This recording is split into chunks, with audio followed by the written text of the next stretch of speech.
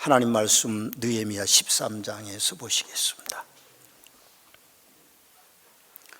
느헤미야 13장 1절 말씀부터 봉독해 드립니다. 그날 모세의 책을 낭독하여 백성에게 들렸는데 그 책에 기록하기를 암몬 사람과 모압 사람은 영원히 하나님의 총에 들어오지 못하리니 이는 그들이 양식과 물로 이스라엘 자손을 영접하지 아니하고 도리어 발람에게 뇌물을 주어 저주하게 하였음이라. 그러나 우리 하나님이 그 저주를 돌이켜 복이 되게 하셨다 하였는지라. 이 백성이 율법을 듣고 곧 섞인 무리를 이스라엘 가운데서 모두 분리하였느니라. 이전에 우리 하나님의 전에 방을 맡은 제사장 엘리야십이 도비야와 연락이 있었으므로 도비야를 위하여 한 큰 방을 만들었으니 그 방은 원래 소재물과 유향과 그릇과 또 레위 사람들과 노래하는 자들과 문지기들에게 11조로 주는 곡물과 새 포도주와 기름과 또 제사장들에게 주는 거제물을 두는 곳이라. 그때에는 내가 예루살렘에 있지 아니하였느니라. 바벨론 왕 아닥사스다 32년에 내가 왕에게 나아갔다가 며칠 후에 왕에게 말미를 청하고 예루살렘에 이르러서야 엘리야십이 도비야를 위하여 하나님의 전뜰의 방을 만든 악한 일을 안지라. 내가 심히 근심하여 도비야의 세간을 그 방 밖으로 다 내어 던지고 명령하여 그 방을 정결하게 하고 하나님의 전에 그릇과 소재물과 유향을 다시 그리로 들여 놓았느니라. 내가 또 알아본즉 레위 사람들이 받을 목을 주지 아니하였으므로 그 직무를 행하는 레위 사람들과 노래하는 자들이 각각 자기 밭으로 도망하였기로 내가 모든 민장들을 꾸짖어 이르기를 하나님의 전이 어찌하여 버림바 되었느냐 하고 또 레위 사람들을 불러 모아 다시 제자리에 세웠더니 이에 온 유다가 곡식과 새 포도주와 기름의 11조를 가져다가 곡간에 드림으로 내가 제사장 셀라마와 서기관 사독과 레위 사람 부다야를 창고지기로 삼고 마따니아의 손자 삭굴의 아들 하난을 버금으로 삼았나니 이는 그들이 충직한 자로 인정됨이라. 그 직분은 형제들에게 분배하는 일이 없느니라. 내 하나님이여 이 일로 말미암아 나를 기억하옵소서. 내 하나님의 전과 그 모든 직무를 위하여 내가 행한 선한 일을 도말하지 마옵소서. 아멘. 느헤미야 시다도 성전이 지어졌죠. 그리고 93년 동안 미루어졌던 성벽 재건이 단 52일 만에 이루어졌습니다. 그런데 문제는요, 그 성벽 안에, 그 성전 안에서 예배드리는 사람들이 옛 모습 그대로라면 별로 유용한 일이 일어나지 않을 겁니다. 현지에 남아있던 사람들과 포로에서 돌아온 사람들이 각각 다 그 성전과 성벽에 맞게 어떤 개혁이 이루어져야 그 성전도 그 성벽도 효과를 발휘할 수 있는 거죠. 그래서 느헤미야는 그 백성들을 지금 개혁시키고 있습니다. 어떤 변화와 혁신을 가져오기 위해서 6가지로 오늘 본문에 보니까 마지막 느헤미야 13장에는 그 개혁을 이루고 있습니다. 첫 번째 개혁은 이스라엘의 백성들의 정결함이었습니다. 오늘 1절과 2절 말씀해 보니까 그날에 모세의 책을 낭독하여 백성들에게 들렸는데 그 책에 기록하기를 암몬 사람과 모압 사람은 영원히 하나님의 총에 들어오지 못하리라. 이는 그들이 양식과 물로 이스라엘 자손을 영접하지 아니하고도 도리어 발람에게 뇌물을 주어 저주하게 하였습니다. 그러나 우리 하나님이 그 저주를 돌이켜 복이 되게 하셨다 하고 그렇게 말씀하고 있습니다. 느헤미야는 하나님의 백성들이 이방 사람들과 섞이는 것을 원치 않았습니다. 그건 하나님의 뜻이었습니다. 하나님의 총회, 곧 그 백성들의 모임은 이방인들이 들어와 있어서는 안 되는 것입니다. 그래서 그들을 다 내어쫓는 일들이 있습니다. 23절 말씀에서 30절 말씀에서 가보면 실제로 한 예를 들고 있습니다. 유다 사람이 아스돗과 암몬과 모압 여인을 아내로 삼았다고 그랬습니다. 이스라엘 백성들 안에 여인이 없어서 아스돗 사람과 암몬 사람과 모압 사람을 아내로 맞았을 리는 저는 없다고 생각합니다. 그런데 그들이 이방 여인들을 모압으로 아내로 삼는데 오늘 우리나라 형편과 비슷한 이야기가 그 23절, 24절, 25절에 가보면 있습니다. 그 사람들이 아이를 낳는데 이스라엘 말을 못하는 거예요. 그 문제죠. 우리나라 지금 농촌이나 도시에도 보면 외국 아내를 많이 없습니다. 근데 아이들이 한국말을 잘 못합니다. 엄마하고 가깝게 있기 때문에 자기네들 모국어를 하는 거예요. 학교를 보내면 적응을 잘 못하는 그런 경우들이 참 많죠. 근데 그 땅에도 그런 일이 있습니다.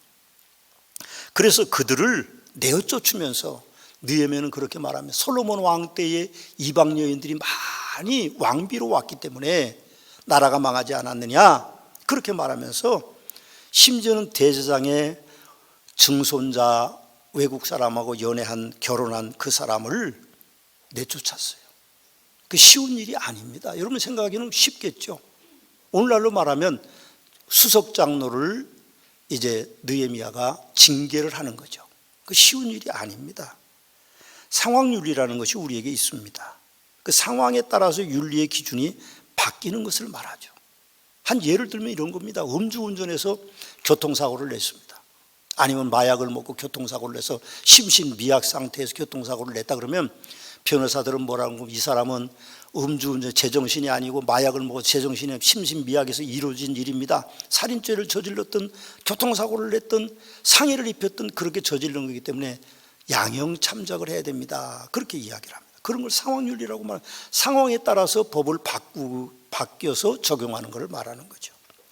여러분 요한계시록 20장 2장에 가보면 이 상황윤리가 나옵니다. 니골라당이라고 하는 당이 나오는데 그 사람들은 우상의 제물을 먹도록 하고 우상에게 경배시키는 사람들이고 그 말씀을 더 보면 이사벨이라는 여자가 있는데 그 여자를 따르는 사람들도 역시 우상의 제물을 먹고 우상에게 절하는 사람들입니다.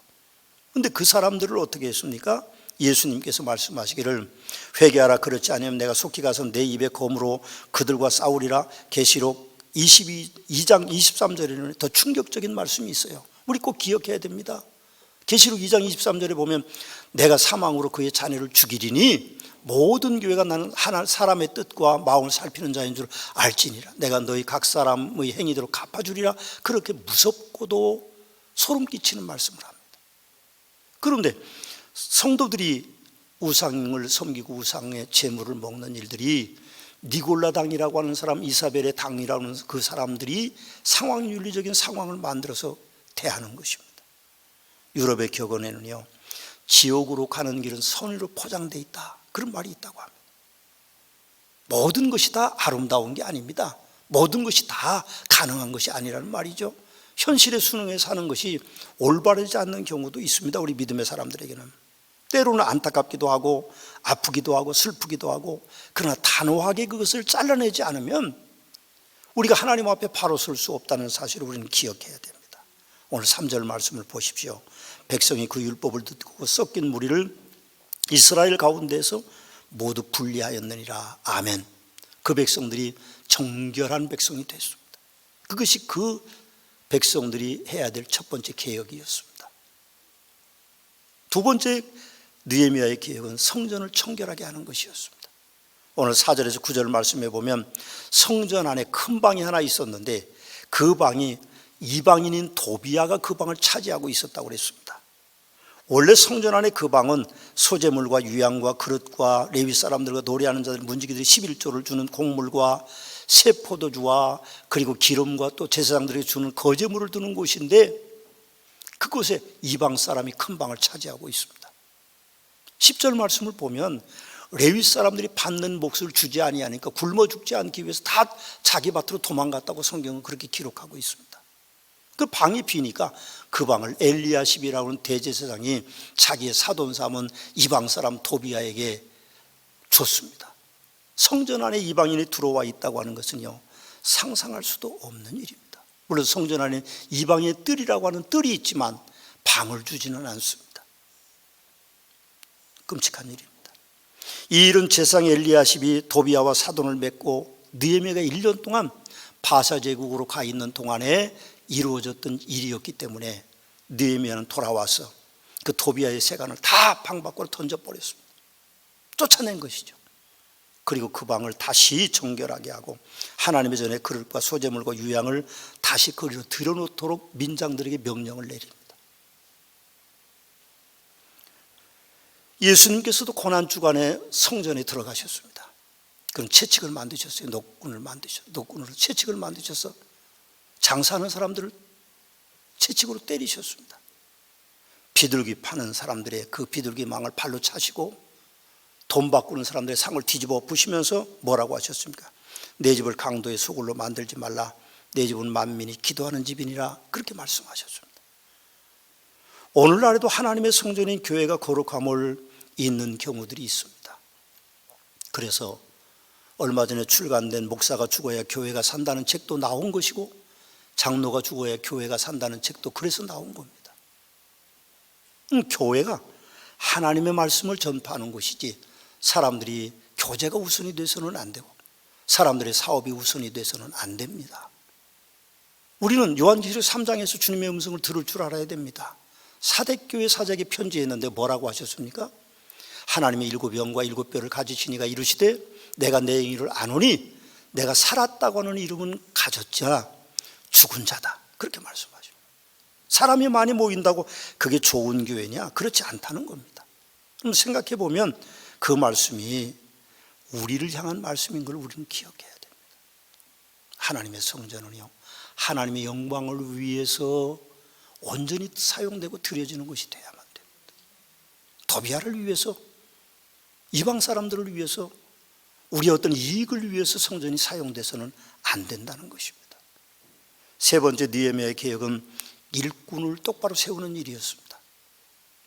오늘 10절에서 11절 말씀을 보면 이렇게 되어 있습니다. 내가 또 알아본즉 레위 사람들이 받을 목을 주지 아니하였으므로 그 직무를 행하는 레위 사람과 노래하는 자들이 각각 자기의 밭으로 도망하였기로 내가 모든 민장들을 꾸짖어 이르기를 하나님의 전이 어찌하여 버림받았느냐 하고 곧 레위 사람들을 불러 모아다 다시 제자리에 세웠다. 그렇게 말씀합니다.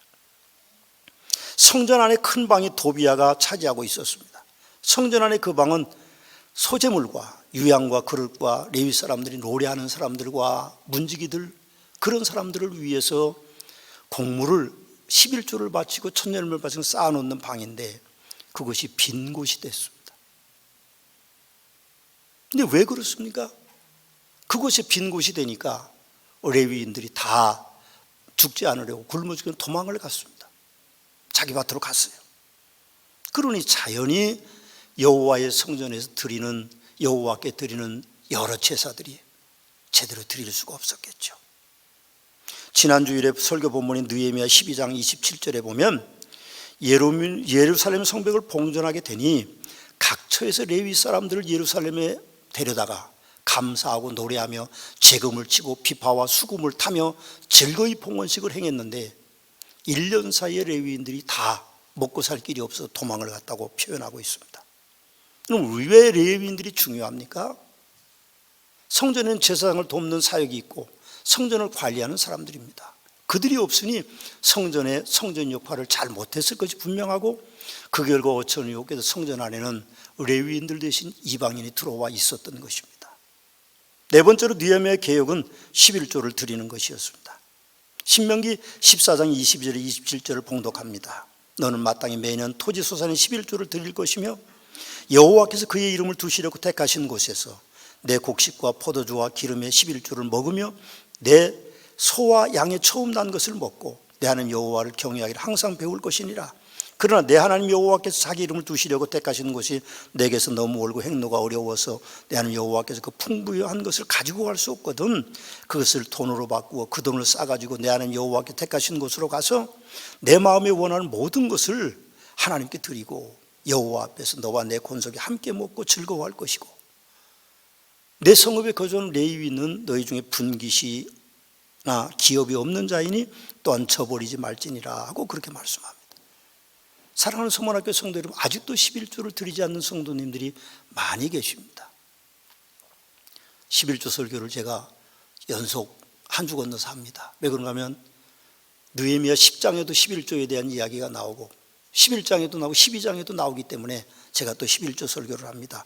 왜 또 11조 설교를 또 하십니까? 그렇게 생각하지 마시고 문을 딱 닫지 마시고 좀 한번 말씀의 귀를 기울여 보십시오. 왜 11조를 느헤미야가 개혁 가운데 하나로 넣었을까?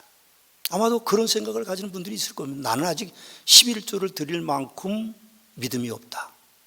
혹 어떤 분들은 나는 아직 그만큼 경제적인 여력이 없다, 어려우실 수도 있죠. 그런 생각이 들 수도 있습니다. 또 솔직히 말하면 아까운 생각이 든다, 그런 분들도 계실 겁니다. 그러나 11조를 온전히 드리지 못하는 것은 이런저런 핑계보다도 핵심은 하나님을 사랑하지 않는 것이고 하나님을 신뢰하지 않는 데 있습니다. 그럼 포로에서 돌아온 이스라엘 백성들은요, 현지에 있는 백성들과 다르게 성전에서 예배를 70년 동안 못 드리고 40년 동안 못 드렸습니다. 돌아온 사람들은 무려 93년 첫 번째보다도 더 늦었기 때문에 140년이 넘도록 하나님의 성전을 와본 적도 없습니다. 그러니 그 백성들은 무엇을 하나님 앞에 드리려도 드릴 수가 없는 위치에 있었기 때문에 현지에 남아있는 사람보다 더 간절했죠. 그러니 여호와의 성전을 보고 그들이 11조를 드리고 봉헌물을 드리고 가서 경배하고 예배드리고 기도하는 것이 얼마나 감사하고 행복한지 모릅니다. 그러나 늘 눈앞에 여호와의 성전이 있었던 현지인들은 감사하는 마음이 없었기 때문에 하나님 앞에 드리는 일들도 감사하지 않았던 것입니다. 북한에 있는 우리 성도들은요, 조그마한 종이에 성경 구절을 적어서 그거를 몰래 감추어서 그렇게 토굴 속에서 남들이 없는 곳에서 캄캄한 밤에 그것을 보고 읽고 기도한다고 합니다. 잡히면 총살을 당하는데도 그분들은 감옥에 있어 총살 직전까지도 찬양을 부르고 기도하고 그런다고 합니다. 근데 우리는 코로나 때문에 교회를 못 나온다, 그런 생각을 갖습니다. 그러나 오랫동안 신앙생활을 해오셨다면 왜 내가 하나님 앞에 11조를 드리지 못할까? 자기 스스로 반성해야 됩니다. 그건 하나님께 대한 불신이고 그건 하나님의 축복을 우리가 거절하는 것과 같습니다. 축복은 어디로부터 옵니까? 히브리서 7장 1절에 7절 말씀에 마지막 7절에 보면 멜기세덱에게 아브라함이 11조를 드린 이야기를 기록하면서 7절에 보면 패 일어나고 이 낮은 자가 높은 자에게 축복을 받느니라. 우리가 준 개역 성경에는요, 논란의 여지 없이 낮은 자가 높은 자에게 축복을 받느니라, 그렇게 번역을 바꾸고 있습니다. 제가 꼭 11조를 드리라고 부탁하고 싶은 성도들이 계십니다. 장로님도 아니고 안수 집사님, 권사님도 아닙니다. 집사님도 아닙니다. 가난한 성도들은요, 11조를 꼭 드리십시오. 꼭 드리셔야 됩니다. 가난하면. 하나님이 부자를 만들어주는 조건이 11조입니다. 그런데 가난하면서 11조를 드리지 않는 것은요, 부자가 안 되겠다는 것과 같은 것입니다. 하나님께서 말라기 3장 10절 말씀에 보면 너희의 온전한 11조를 창고에 드는 나의 집에 양식이 있게 하고 그것으로 나를 시험하여 내가 하늘 문을 열고 너희 복을 쌓을 곳이 없도록 붙지 아니하는 보라, 그렇게 말씀하셨어요. 하나님을 시험하지 말라고 그랬는데 말라기 3장 10절에 하나님께서 뭐라고 말씀하십니까? 11조로 나를 시험해라. 그리고 내가 복을 쌓을 것이 없도록 붙지 않아야 하는지 보라, 그렇게 말씀하셨습니다. 그렇습니다. 11조는 성도의 최소한의 헌신인 것입니다. 분명한 것은 10분의 9는 11조를 드리는 사람의 것입니다. 그래서 하나님이 하늘 문을 열고 너희에게 복을 쌓을 것이 없도록 붙지 않으면 뭐라는 약속을 욥으로 얻지 못하지 않습니다. 그러나 너희가 나의 그 도둑질 하였으므로 너희가 저주를 받았다고 하는 11조를 드리지 않는 백성들을 향하여서 책망하는 그 말씀에 대상자가 여러분이 되지 않기를 주님의 이름으로 부탁의 말씀을 드립니다. 다섯 번째는 안식일을 회복하는 것이었습니다. 안식일을 회복하는 것. 15절에서 22절에 보니까 안식일에 이스라엘 사람들이 일을 했어요. 술틀도 밟고 그리고 그들이 운반하는 수레도 끌고 일을 했습니다. 그리고 이방 사람들이 물건을 가지고 안식일에도 예루살렘 성전 안에 들어와서 장사를 하도록 해서 사람들이 그 장사하는 사람들에게 물건을 샀습니다. 그래서 느헤미야는 일하지 말도록 명령했고, 그리고 이방 사람들도 안식일 때는 들어오지 못하도록 그렇게 명령했습니다. 성문을 걸어 잠궜죠. 그랬더니요, 오늘 성경을 계속 여러분들이 보시면 재미있는 얘기 있습니다. 이방 사람들이 안식일에 못 들어오니까 성전 밖에서 자는 겁니다. 안식일이 끝나면 물건이 많이 팔리니까 들어오려고 밖에서 자요. 그런데 느헤미야는 그것조차도 금했습니다. 그것조차도 금했습니다. 그들을 다 성벽 밖에서도 내어 쫓아서 안식일에는 아예 들어오지 못하도록 했습니다. 여러분, 그것이 어떤 의미를 가지고 있습니까? 안식일의 규례가 출애굽기 20장의 10계명 가운데 네 번째 계명인데, 안식일을 기억하여 거룩하게 지키라. 엿새 동안에 힘써 내 모든 일을 행할 것이나 일곱째 날은 내 하나님 여호와의 안식일인즉 너나 내 아들이나 내 딸이나 내 남종이나 내 여종이나 내 가축이나 내 문 안에 머물 객이라도 아무 일도 하지 말고, 이는 엿새 동안 나 여호와가 하늘과 땅과 바다 가운데 모든 것을 만들고 일곱째 날에 쉬었기 때문이다. 그러므로 나 여호와가 안식일을 복되게 하여 그날을 거룩하게 하였다라고 그렇게 말씀합니다. 어제 제가 어떤 청년을 만나러 갔더니 그 청년이 저에게 그랬습니다. 장사하는 청년인데 요즘 엄청 바빠가지고 쉬는 날이 없습니다. 걱정스럽습니다. 사람은요, 일주일 가운데 하루는 쉬게 돼 있습니다. 그것이 하나님의 창조의 섭리입니다. 열심히 일한다고 얼마나 많이 모을 수 있고 열심히 일한다고 건강이 유지되라는 보장이 없어요. 하나님이 그렇게 천지 창조하실 때 하루는 쉬도록 만드신 것입니다. 그래서 우리는 주일날 잘 쉬어야 됩니다. 예수님께서 사망 권세 이후 부활하신 날이 언제입니까? 주일입니다. 그래서 우리 기독교가 마가의 다락방의 성령의 강림으로 출발하면서 안식일을 지키지 않고 주일을 지켰습니다. 안식 후 첫날을 지켰습니다. 그날이 주님의 날입니다. 안식일은 쉬는 날이고 그런 날이지만 주일은 주님을 위해 헌신하는 날입니다. 그래서 우리는 먼 거리 있어도 자전거를 타고 자동차를 타고 오고 와서 일하고 함께 또 교제도 나누고 그런 일들, 그게 하나님의 뜻입니다. 우리는 주일을 잘 지키려 하나님의 놀라운 축복을 받습니다. 마지막으로 여섯 번째는 절기를 회복시키는 것입니다. 31절을 함께 보시겠습니다. 또 정한 기한에 나무와 처음 익은 것을 드리게 하여 싸우니 내 하나님 여호와여 나를 기억하사 복을 주옵소서. 마지막 절이 마음에 드시죠? 나를 기억하사 복을 주시옵소서. 뭐 때문에요? 정한 기한에 나무를 드리고 처음 익은 열매를 드리는 나를 기억해 달라고 느헤미야는 그렇게 하나님 앞에 복을 원하고 있습니다. 정한 기한이라 나무를 드린다고 하는 것은 뭘 의미합니까? 번제에 쓸 화목을 드린다는 뜻이고, 그리고 첫 열매는 처음 익은 열매를 드리는 첫 열매의 의미를 말합니다. 그것은 절기를 의미하는 것이죠.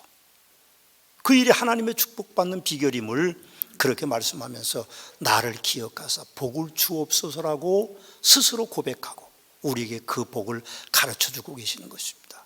그렇습니다. 하나님께서 정하신 절기는 세상의 변화를 통하면서 하나님이 주신 은혜를 우리가 체험하도록 만드는 것입니다. 왜 하나님이 천지를 창조하실 때 날과 달을 만드셨습니까? 왜 해를 만드셨습니까? 그건 변화를 통해서 얻는 하나님의 그 오묘한 섭리를 깨닫도록 하기 위한 것입니다. 그래서 우리는 하나님 앞에 어떤 상황 속에서도 감사하도록 절기를 만들고 해를 만들고 달을 만들고 또 지나가도록 만들고 새로운 것을 맞도록 만드는 하나님의 은총이 우리에게 있는 것입니다. 우리는요, 하나님 앞에 항상 감사해야 됩니다. 많이 주셔서 감사, 때로는 안 주셔서 감사, 건강해서 감사, 때로는 건강하지 않아서 감사할 수 있는 그런 감사로 하나님 앞에 예배를 드리는 복된 성도들이 되시기를 주님의 이름으로